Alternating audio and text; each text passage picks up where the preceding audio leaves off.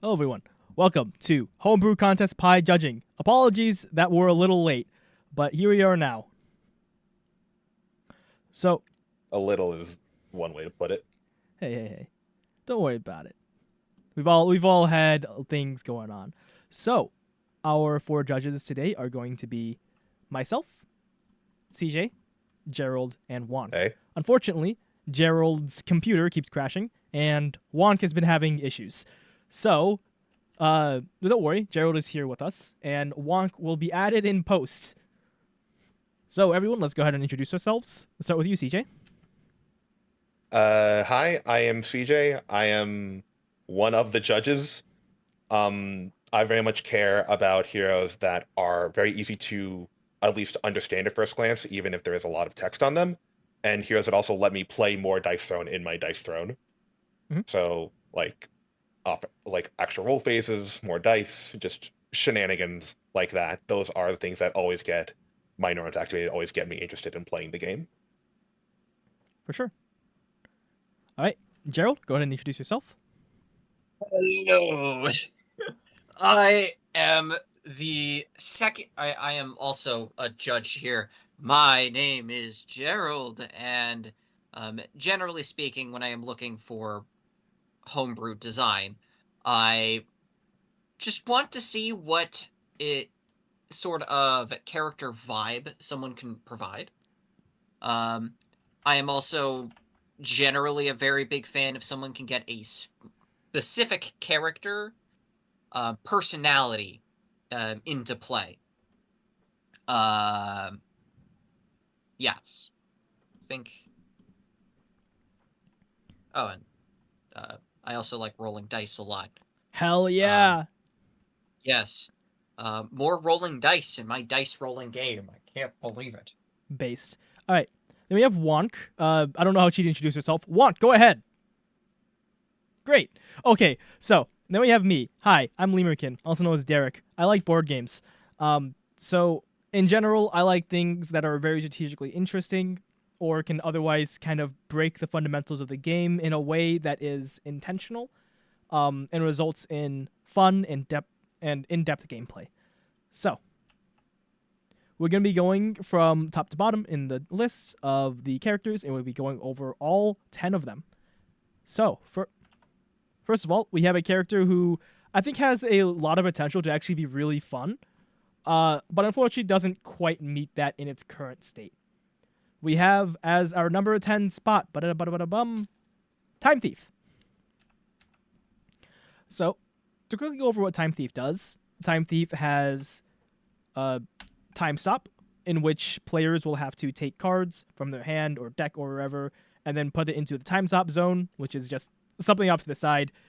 At the start of their turn, it'll go from 1 to 0 and then goes from 0 to 1 back into their hand. And then we have trackers, which are just, something that they use a time stop. Clock is a stats effect that lets players change their dice to B, C, or D. And also, they have two of them, then they get extra cards on their Time Thief deck. And desync forces players to time stop cards from their hand for every time they take roll attempts. So kind of like bleed, but instead of damage, you gotta stasis your cards. Another major mechanic of this character are going to be these Time Thief cards. So this one, every single turn, will steal a card from your opponent's deck and then do various effects based off of whatever cards are under it during your main phase. This one is your defense, and it will do extremely powerful defense if you have cards under it, but otherwise it does nothing. And finally, you have Time Thief Double Barrel, which doesn't intrinsically get cards under it, neither does Perpetua, and will let you do various small control effects. So CJ is very familiar with the source material of Yu-Gi-Oh! So CJ, why don't you go over how this character reflects Yu-Gi-Oh! In its design? Okay. Yeah, definitely. So, one thing that I kind of was mentioning before to Derek is that this feels less like you're playing Time Thief as like characters and more like the Time Thief the deck, if that makes sense. You've done a Absolutely. very good job translating the mechanics of the heroes into of in Yu-Gi-Oh! Into Dice Throne. The stealing of their cards to put it under cards like Redoer or Double Barrel makes perfect sense, makes a lot of sense, and it works. It is basically a direct translation of the ability from Yu-Gi-Oh! Time Stop to reflect how some of the cards in Time Thief banish themselves or banish other cards as part of their effects also makes a lot of sense.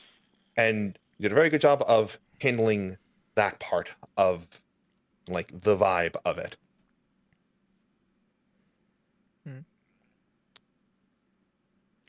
Okay. That being said, there's a fair bit of awkwardness in it as well. Yeah.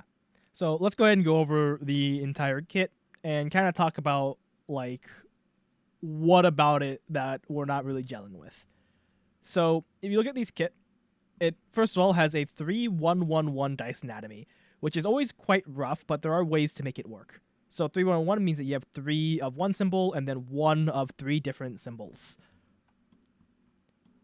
In general, this dice anatomy has a lot of issues because you can't really rely on any of your symbols to show up, so you can't really shoot for very difficult abilities, which this board is full of quite difficult abilities. So first of all, we have Strike, your basic attack.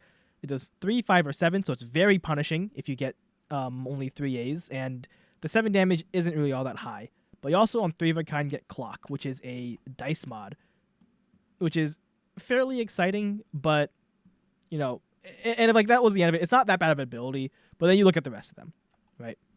This is all of 4 damage and 2.5 cards under your time from your Time Thief deck from the top of your deck, which the Time Thief cards are also fairly unreliable, but like, yeah, it's 4 damage. It's quite rough. And on AACC, not that easy to hit. ABBD is even tougher, giving you only 6 damage and giving you a single clock. So, yeah, 4 damage, 6 damage, and then a large straight with no small straight that will time stop the top card of your deck and deal 1 extra damage. I think that's a cool idea, but, you know, and we also have like mini ult and ults, but those aren't typically going to be activated anyways. Yeah.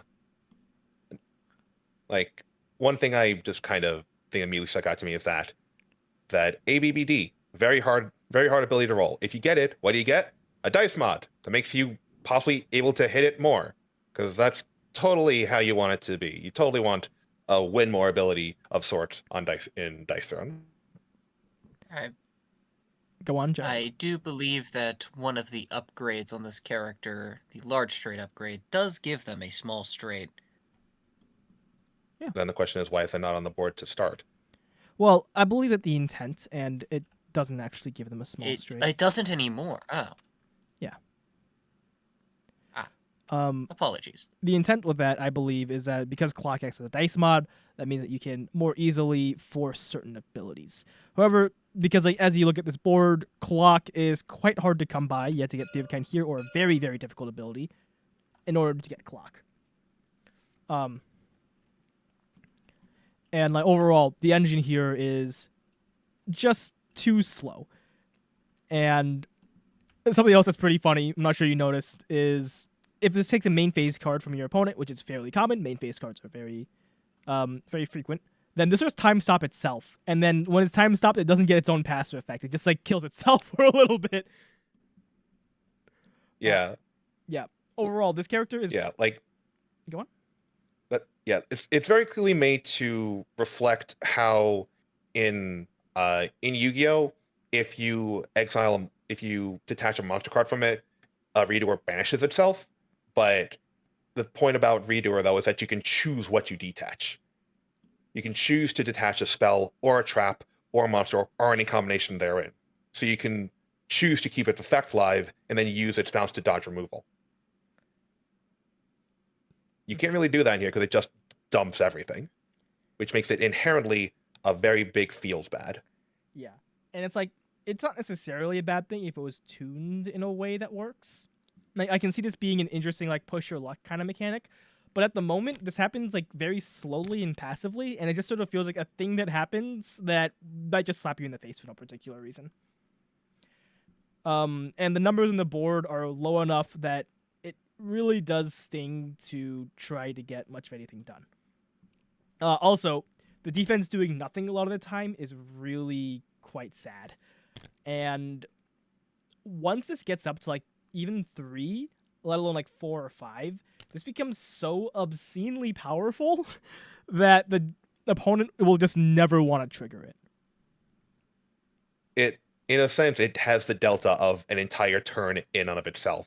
More Except actually, it's better. it's like an ultimate. Except it's better because it just inherently does so much more than any other ability on your board, except maybe your ult. I think it's better than your ult. Yeah.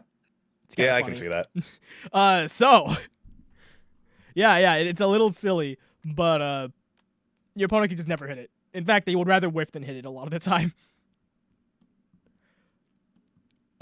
Or this does nothing. It's very all or nothing, and the character's gameplay has overall shaken out in a way that the character sort of flops around and does nothing, has a terrible defense until it's completely broken, and doesn't really have a coherent win condition. It's like, Ride the Time Stream theoretically can be used as a win condition, but in the way it's currently implemented, getting a ton of cards under Time Thief extra decks is, for one, it takes a very long time. For two, if you did want to do that, then you're not actually engaging with the mechanic, which also is kind of sad. If you just like grind a bunch of cards and never use them to grind up your large straight. So, I do like the idea of like clock, if you have enough of it, then you get like more resources over time, and you can kind of use that to build up and get like a second phase, kind of like Vampire Lord's Bleed getting more blood power. So, Gerald, I guess like Yeah. hello. Yes, I feel like I haven't included you recently. So, what based on your experience with the character, in what ways do you think it could be improved? I think that the primary gimmicks of both the Xyz monsters, or the extra deck monsters of Redoer, Double Barrel, and Perpetua are very cool, and could easily be put onto a different character. However, the fact that it also does eat into most of your kit, it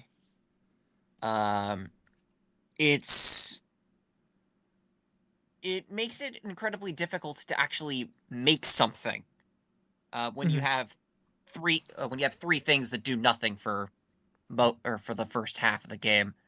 Time stop is also very cool.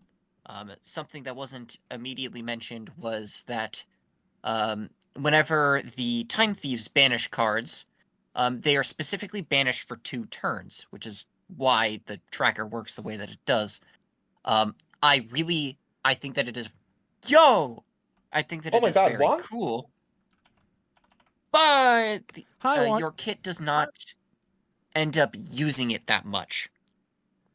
Which then makes it like, oh, why do I even want, or why is this even here? Yeah, I think that everything here is potentially very interesting and could easily make a great character. Right now, it makes a very slow character that usually doesn't do that much. Right now, she spins her wheels a whole lot to no end. Right? Like, you get all of these abilities just do so low damage that it's just super wheel spinny, and you get like more cards under these, which don't really hurt all that much.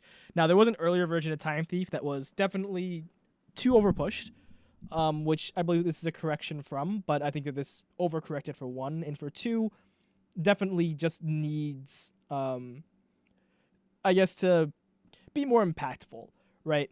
So let's go ahead and go into scoring. So our categories are for opponent fun. We have given this 3 out of 10. We have 30. Oh, sorry, 3 out of 30. My bad.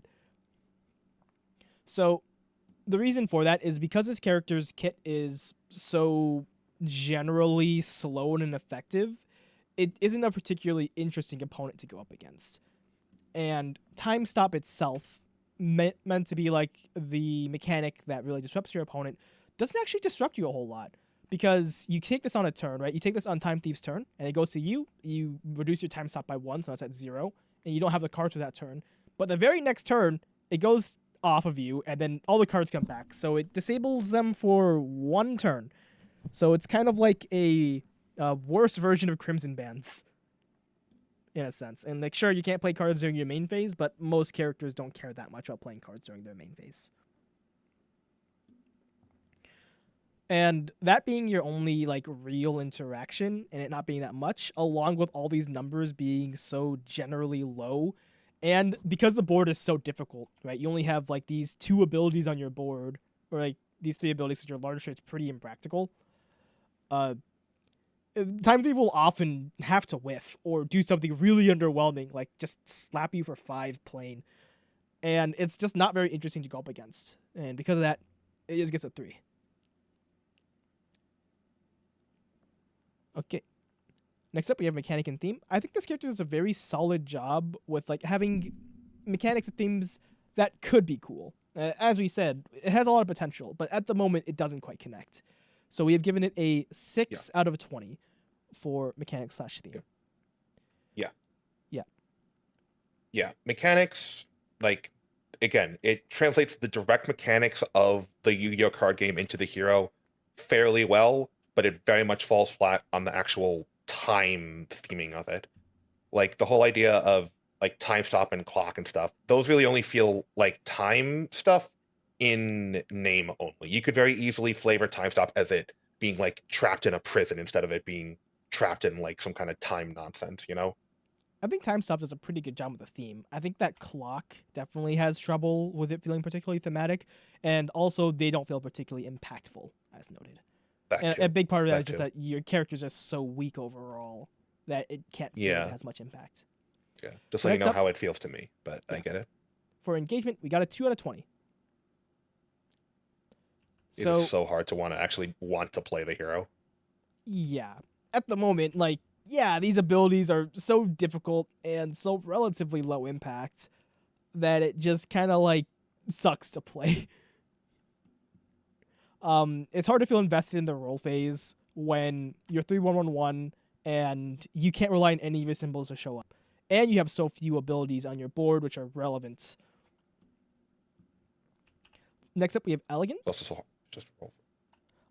In which like how much all the components of the kit contribute. We have that as a 4. So out of 15. So I don't think that this Elegance is the worst. Like, this is the most complicated. The issue comes more so to how much do these mechanics contribute to the overall character, which, because you have a character here that kind of stumbles out at starting gate, a lot of stuff doesn't feel like it contributes too much.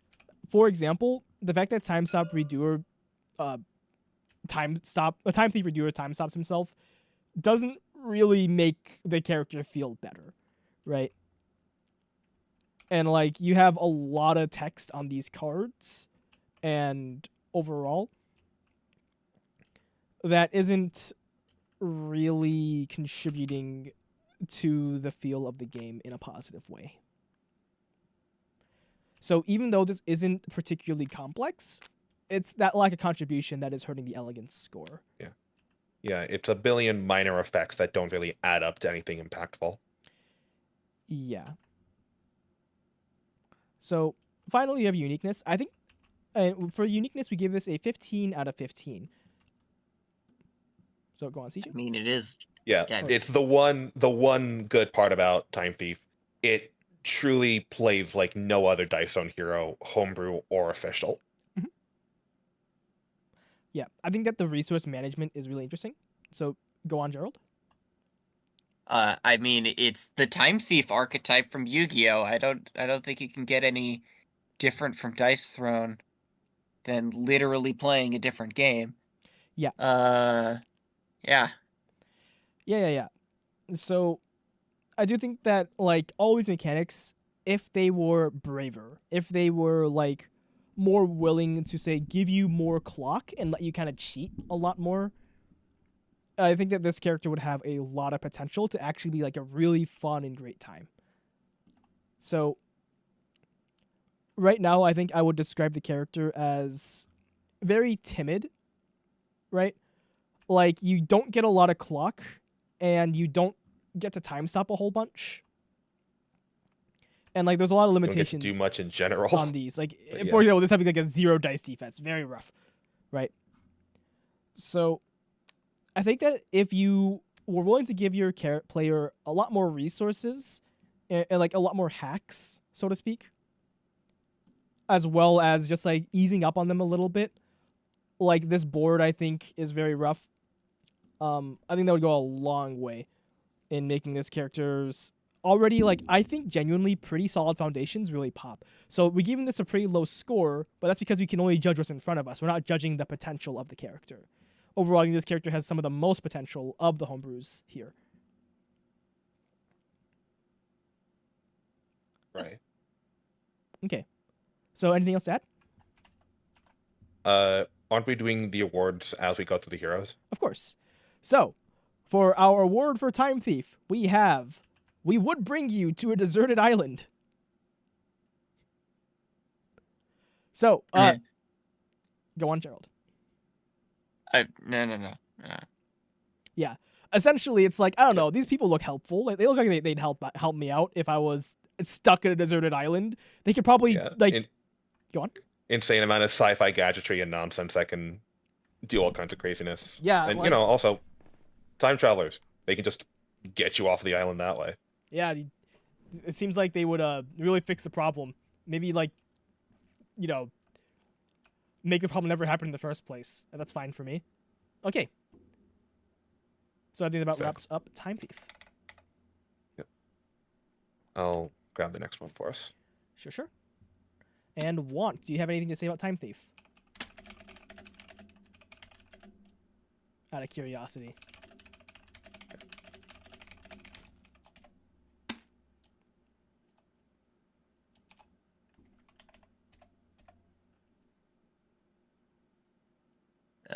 She seems to be unresponsive. That's fine. Yeah, she did say before that she can't actually but it's fine. Okay. So, on to number 9. Oh, not really. Anyway. Really? You said it all. Fair enough. So, next up we have not Time Thief. God. Dice Throne, the hero. Keep rolling 6s. The hero. Jonathan Dice Hero. Throne. Dice Throne, yes. John Dice Throne. Hell yeah. Oh yeah. All right. So, my throat feels tired. Gerald, or CJ, whoever wants to. Did anyone want to introduce a character in the general mechanics? Right. Okay. So, I think I got this. So, Okay. So John Dysone's whole thing is that, as Casey can't tell, he has a lot of very meta humor, a lot of jokes that refer to Dice Throne as a product. His main gimmicks are a couple sound effects that just refer to components of the game: upkeep, income, board, and leaflet. Upkeep lets you kind of ignore the bad effects you would have from sound effects on your board, which causes an insane amount of ruling nightmares. Income is basically just you get another income phase. Board is either a try again, or a Red Room training that is just strictly better because you no longer have to worry about the whiff, quote unquote. And also it has just a damage buff for some reason. And then leaflet just lets you steal positive stats effects from other leaflets, or possibly just trade it out for board or income. Outside of that, they also have 3 different decks of abilities that are all designed after the various heroes in the game. They are all purely interacted through this ability here, Season 1, with some caveats. And that the board is fairly straightforward. It has one of the funniest bits of text. If your opponent's complexity is greater than 3, roll an additional die. Because, it's all about meta humor. Okay. So, I guess let's go into the judging categories here. We have opponent fun for Dice Throne at a 13 out of 30.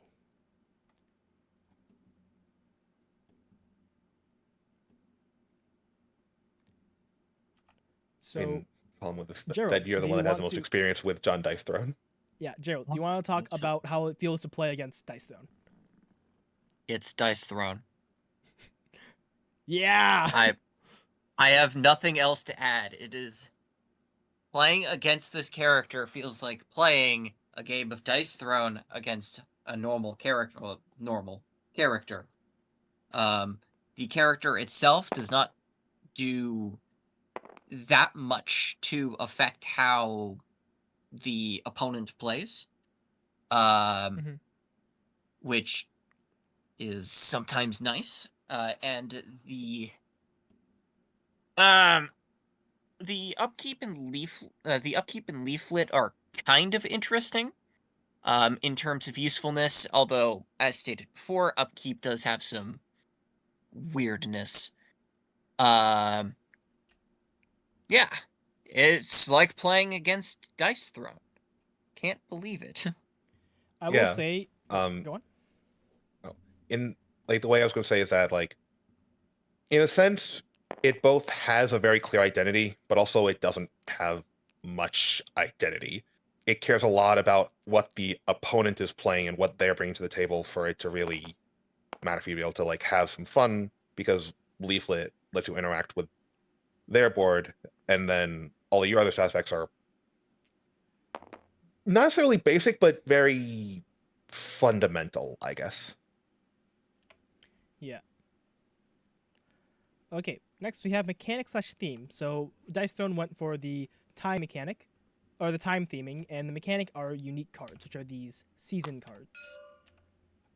So for that, we have it at a 6 out of 10. 20, sorry. Bigger Yes, number. that's funny. Yes. Yeah. Technically 3 out of 10.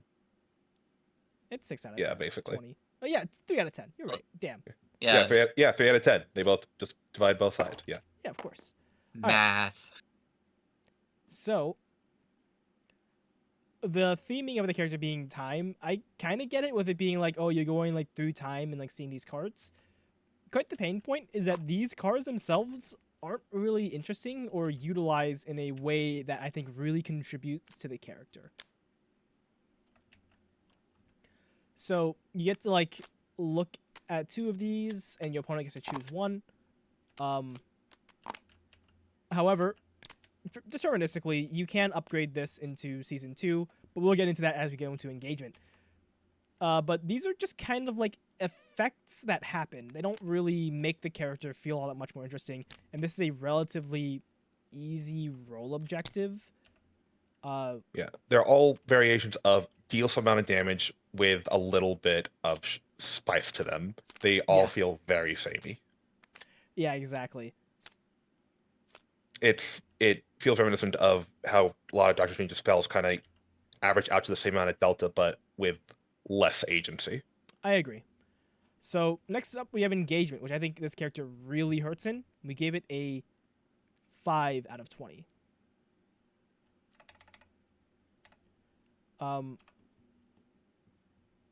And kind of as Derek was starting to go off, one of the biggest reasons for that is how you can deterministically, pretty much every single game, get the Season 1 upgrade, which gives you access to Season 2, which is Yes.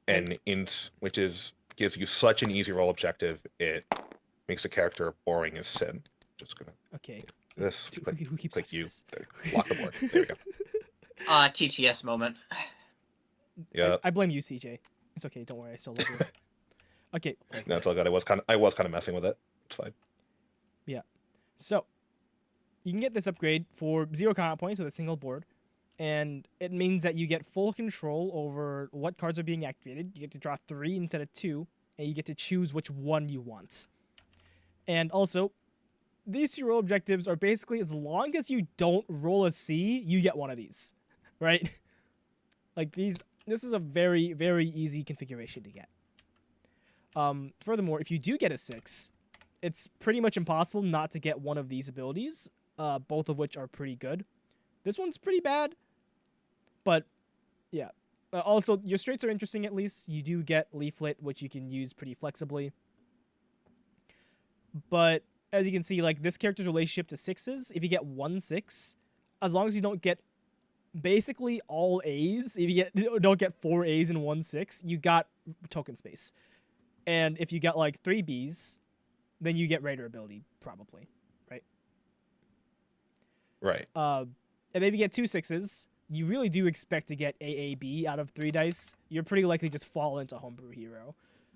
So, okay, the character has a pretty safe relationship to 6s, which isn't necessarily bad, but you throw in Season 1 and Season 2, which then makes so if you have no 6s, you get something. So really, as long as you do something, as long as you roll dice, you'll get an ability. You get something. Yeah. And Season 1 is actually one of your best abilities on board, Season 1 and 2. Because it's just like, it slaps for the hardest of any ability on your board except for Rider ability, which I think is actually fun to roll for. But that being your only really good chase ability, and the fact that this also overlaps with Season 1, makes your rolls feel very boring. Go on. Yeah. Yeah, this is coming from a guy that tends to mindlessly chase straights in most of the games that they play. The fact that it is actually very much symbols and not numbers makes it a lot more brain dead. You basically don't really care that much about the actual numbers and just look for 3 hearts, 3 hearts, and a fist, and then you're good. Yep. Because you're basically going to get something out of that no matter what. Yeah, and like, I don't think the straights are bad even. Wonk is saying, it is a very cool idea. Yeah, Wonk is saying she hates Leaflet. She hates Leaflet. She hates it. She hates it with all her heart. Okay, great. Thank you, Wonk. Yes. All right. So next up, we have Elegance. For Elegance, we have a 5 out of 15. So Very small text. Ooh, Like the how elegant. randomly skinnier. Yeah. It makes the text more refined. Exactly. Yeah. You understand me. This is hurting a lot of Elegance because it's like, during your upkeep this turn, you may also perform your opponent's upkeep, rolling their dice as necessary. That is a mess. What is even happening? I'm losing my marbles. What? Huh? You have to perform your If I opponent's still don't know upkeep. what you said. I think it cares about, like, it basically means that, like, as an example, if they had a fire mastery, you could remove it during their upkeep, or if they have a passive No. ability that cares during their upkeep, you would be able to, like, gain a reload or something if they're playing Gunslinger, as an example. That's So- my guess. Okay, I actually walked through this. What you do is imagine a parallel universe, right? Interesting. Where your opponent's upkeep phase is happening right now. And then you measure all of the changes that happen during their upkeep phase. So if they, for example, gain a reload during their upkeep phase, then you imagine like a parallel gunslinger that's getting a reload. And then you see that between the start and end of their upkeep phase, they gained a reload. And that's what happens to you. Now you are gaining a reload, right? And It's let's say that you're playing against Jean Grey, right? And she flips over her leaflet in order to like change forms or something.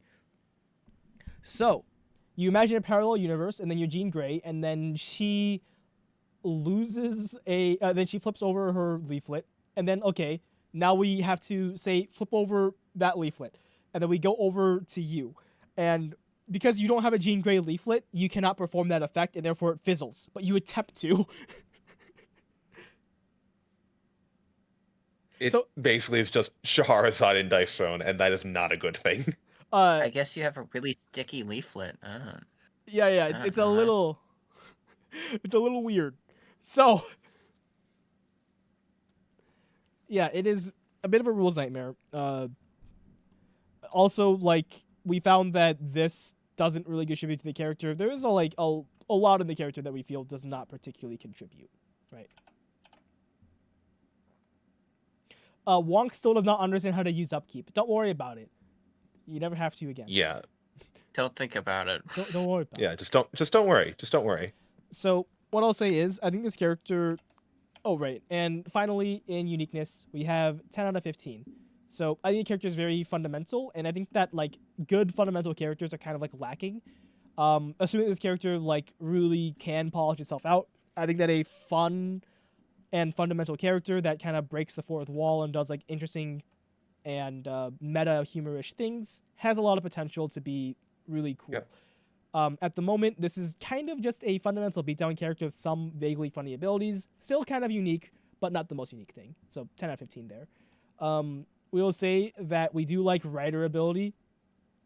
So you roll 5 dice, you get to re-roll them up to twice, and then you get effects Take another based off of it. offensive roll phase, Yeah, basically. It's basically like a secret offensive roll phase on your roll, which is pretty funny. We think Yeah, this as someone that is obsessed with combo and taking another offensive roll phase, it just tickled me immensely to see those 2/3 sentences on an ability. Yeah.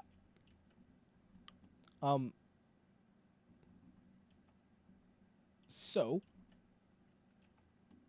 I think that if you can manage to make this character's role objective board a lot more interesting, this character's got a lot of potential to be pretty fun.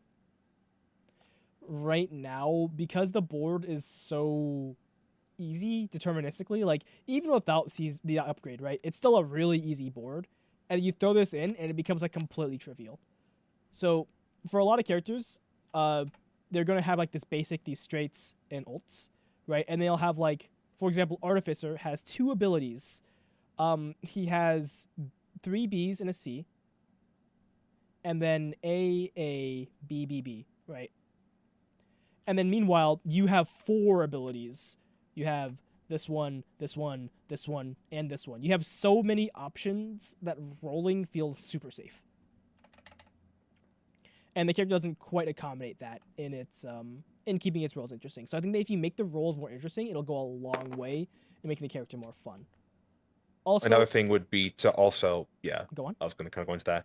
The ability cards, the season decks, the fact they all just do some amount of damage plus an extra effect means that it doesn't really feel like they are the heroes themselves. It's just a thing that happens. Mhm. Like if you try to just spice these up, maybe have some more lingering effects, some passes, or some like more situational bonuses, that can make these a lot more neat.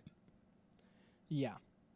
So what I would personally say is like I would cut upkeep and board. And I think I would consider, instead of having these as like, replacing your entire offensive roll phase, because the offensive roll phase is like a cool and fun part of the game. But by, engaging with these, you're essentially skipping your offensive roll phase and just doing some random effect instead, which I think is kind of sad. I think that if instead you were to have these as like, let's say that these are like passive upgrades to your board, or like status effects that are like kind of like quest cards. And then like now you're channeling barbarians, so you want to roll a bunch of 6s. So this adds like an overpower to your board, and it's like sick as hell. Or just something a bit more active, right? Because right now it's just like you activate an easy ability and then something happens, instead of you really embodying the character, right?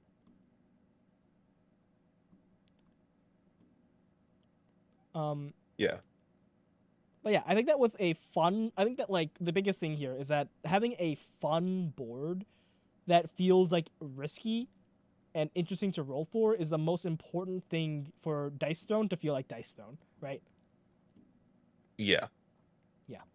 Like the quote of the hero and the tagline of Dice Zone is "Keep rolling 6s." In this hero, you almost don't really want to keep your 6s. I mean, you want Rider ability, and that's about it. Yeah, but that's basically it. That's you roll 1 and then you don't care anymore.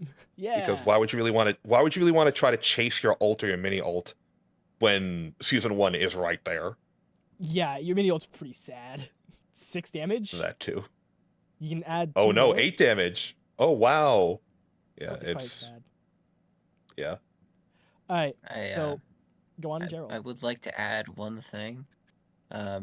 No 6s ladder on the character that wants to roll 6s. Feels bad. I think that it does have a 6 ladder, right? You have 1 and 2 6s. You just skip 3, but that's not that big of a deal. Yeah. Like Barbarian doesn't have a 3 6s ability. But Barbarian also has very rewarding on 4 and 5 6s, right? With entire additional offensive roll phases. Yeah. And that works out for Barbarian. Wong says 6 ladder is bad. It kind of is, but it's very thematic. Yeah, I mean, 6 ladder is not typically a good idea, but if you're going to have a tagline "Keep rolling 6s," then I don't know.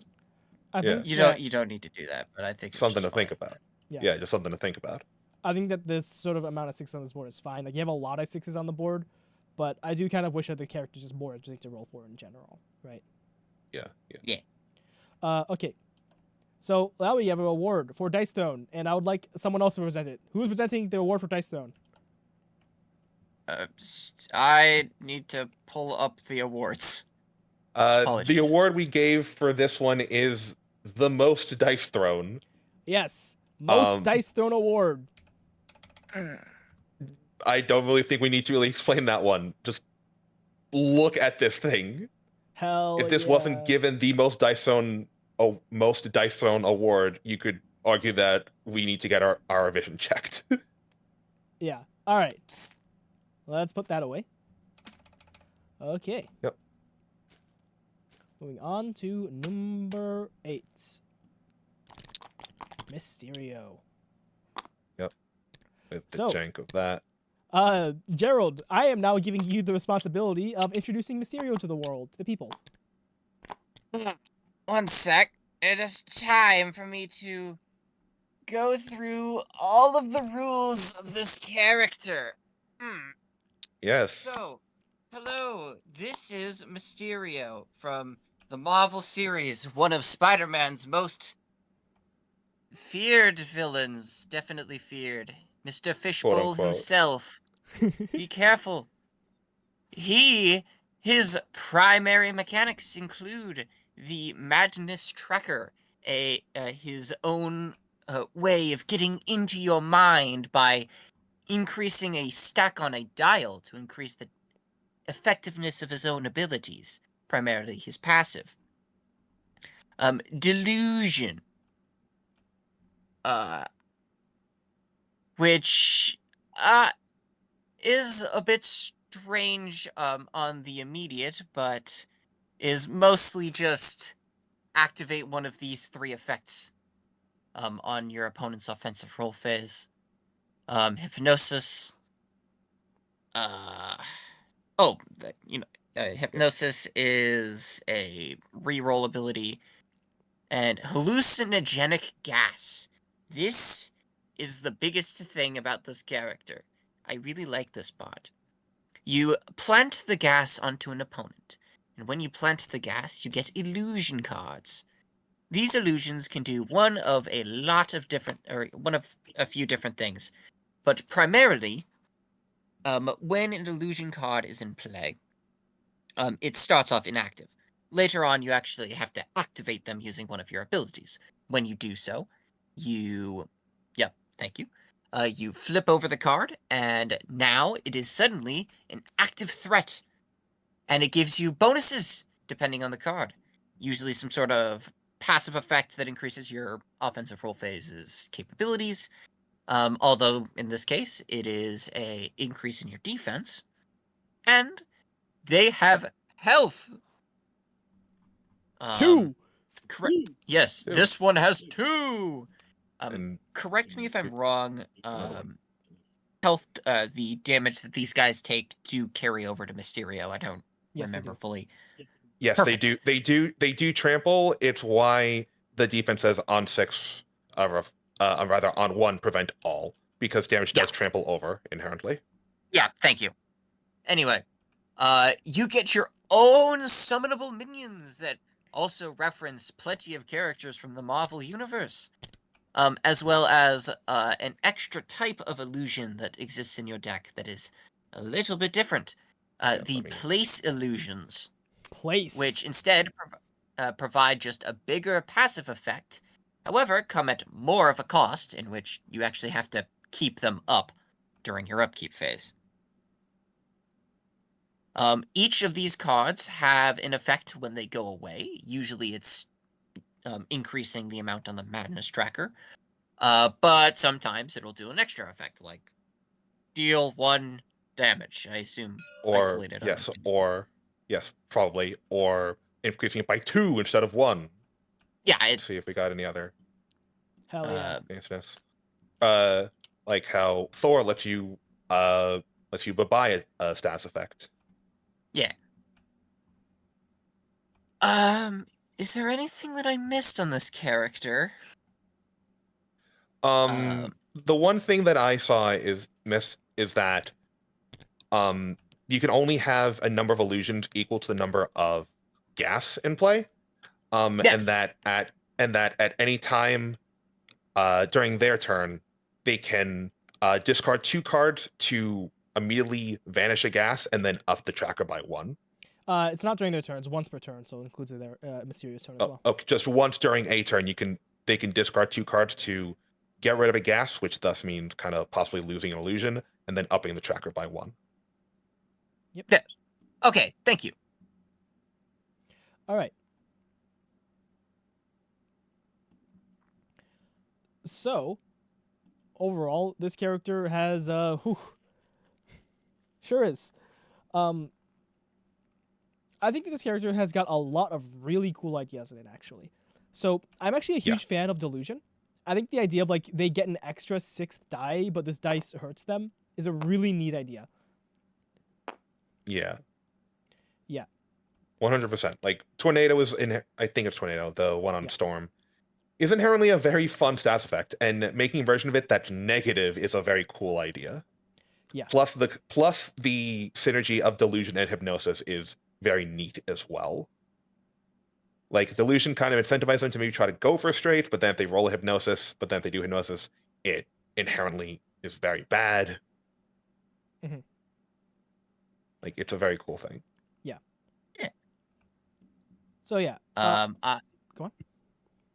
I am a very, very big fan of the illusion deck as a concept. The ability to summon minions is, well, awesome. It's just awesome. I like summoning. Summoning is cool. Yeah, agreed. Like, the Illusions deck is an entire hero in and of itself. Yeah. Yeah. So let's talk about the rest, and let's go over the scoring. So first of all, we have a fun to play against. This has gotten a very unfortunate 2 out of 30.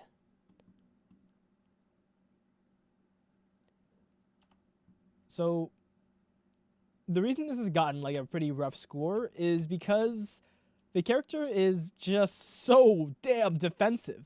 Like, look at these numbers. You got 3, 4, 5 on the basic, does 3 damage, 5, 7. This is the mini ult, 7 damage defendable. 5 and 3, maybe 6, but like 3.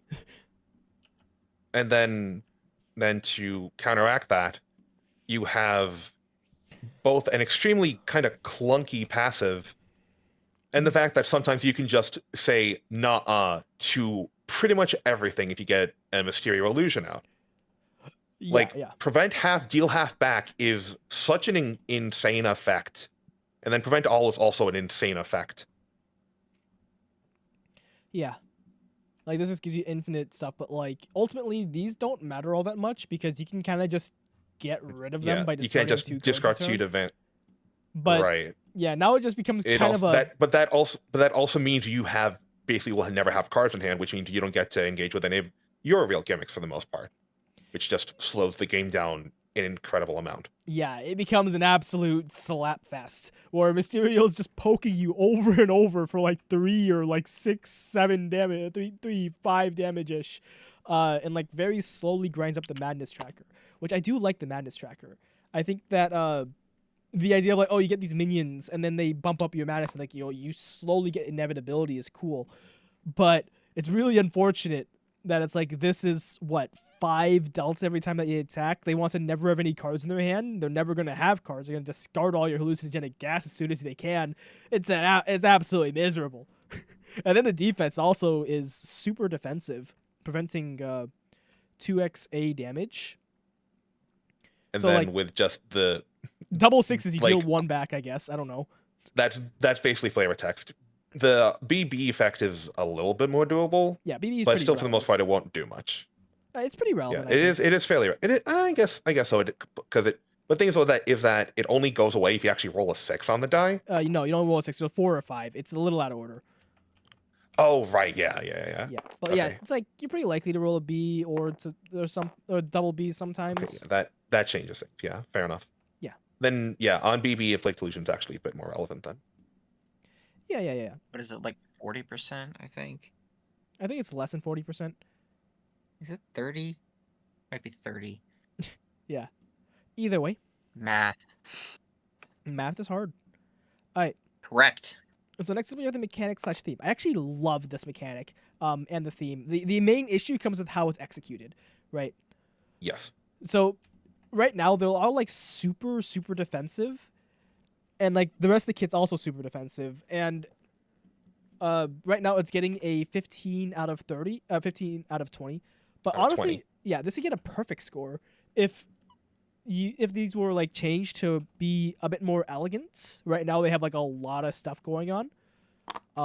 And also just more offensive, because right now these are like almost entirely defensive and slowing the game down. Even Captain America, which like adds 1 damage to your attacks, is technically actually defensive because your opponent just discards 2 cards to get rid of it.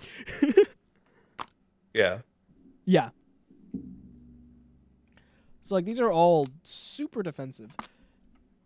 And in general, when you're scaling a character, it's going to be better to scale its offense instead of its defense. Because that way you can bring the game to a close instead of the character just constantly scaling and outvaluing your opponent. It lets the game actually end, right? You don't want to be a Shadow Thief. Sure. Next up we have engagement. Engagement I I put mean, as scaling for scaling's sake, I mean. yeah, engagement I put as an 8 out of 20. So and feel free to like input anything if you want, Gerald. My input on the engagement is that I really like the illusion deck. He's Yeah. just slow. Yeah. Yeah, I do too. I very much like the idea of the illusion deck. Slow. It is yes, so Yeah. insanely slow. It It is a painful. very neat concept, but let's be real, when are you ever going to have more than one gas on the opponent and thus have more than one illusion? When your opponent is out of cards, Yep.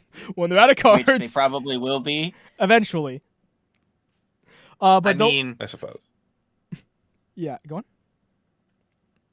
I mean, if you're able to land hallucinogenic gas more than like once every 3rd turn, then yeah, they'll probably be out of cards. Don't worry, you're getting a lot of once every 3rd turns with this character. Yeah, exactly. Sure. So right now, in order to get an illusion on your board, you have to activate Clouds of Fear to get an hallucinated gas. Your opponent has to let it stick, and then you have to use your small straight, and then your opponent has to not discard to get rid of it. Or your large straight if you get 2 hallucinated gases out, which you get more than 1 gas out, and there are cards that give you gas. But overall, it is quite the quest. You deal 3 defendable damage twice with 2 relatively difficult abilities, and then you get it. Now, somehow, despite how low all these numbers are, this character manages to actually be kind of close in terms of balance, because like this is an absolutely terrifying passive, and it actually can like grind stuff out to such a halt that it actually can manage to win games. It overall I think is a little weak. But yeah, it's not so weak that like you're a guaranteed win, right? Yeah. Yeah. So that goes into opponent engagement. For opponent engagement, I have an 8 out of 20, which actually isn't You already wrote terrible. that. You already wrote sorry. the 8 out. You already read the 8 out of 20. My bad. Yeah, that's Next up engagement. is elegant. Yeah, engagement Yeah. isn't terrible. Like you actually feel Yeah. fairly engaged, because like these abilities aren't the easiest. Like Yeah. Puppet Master I think is pretty interesting, right? To roll Yep, for. and they also interact with the opponent a fair bit as well. Yeah. Like delusion and hypnosis Right. directly interfere with your opponent's game plan. So next up we have Elegance, which is 4 out of 20. Easter. Happy Easter, I think. I don't know. It's close to Easter. I mean, Rest in peace, yeah, Pope Francis. that was Easter. Yeah, smoke weed every Yeah. day. I don't know. Hilarious. Rest in peace, Pope Francis. You were a real Sorry- one. Yeah, JD Vance fucking killed him. All right. died of cringe, literally. Died of cringe. Okay. Like he. Okay. Yeah. All right. So yeah, this character I think has a lot going on. And I think that the Yeah. character actually does an okay job at most of it contributing, but there are just a lot of stuff that I think really does detract. Like all of the defensive Vex on here I think detract from the character and would be better if they were offensive. Yep. Like the ability to discard 2 cards to get rid of an illusion, I wish just kind of wasn't there, and instead like the opponent was forced like to swing into them, right? And like just making them a bit more balanced to make that more reasonable instead of it just being you get rid of your whole life savings. Right. Like in a sense, they kind of sort of are forced to attack if you have the Mysterio illusion out, but also there has to be a better way to show that off.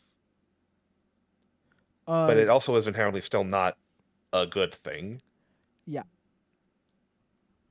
So it's like the character has very good components that can make something I think that's really neat. It's just like right now they're not contributing. Yeah. Finally, we have uniqueness, which I think this is an easy 15 out of 15. This is a super unique character, super cool, Agreed. and like way out there, right? It's like Agreed. the execution isn't great, but I think that this is genuinely got like a ton of potential. I think that this has more potential than Time Thief. I think Time Thief was also really cool. But like you really, once this character is like balanced or polished out, I think that you really can't get any sort of experience like it from any other character, Yeah. even as is. 100%. 100%. Okay. I think I want to take a break from recording for now. Fair enough. Yeah. Yeah. Yeah. Yeah. All right.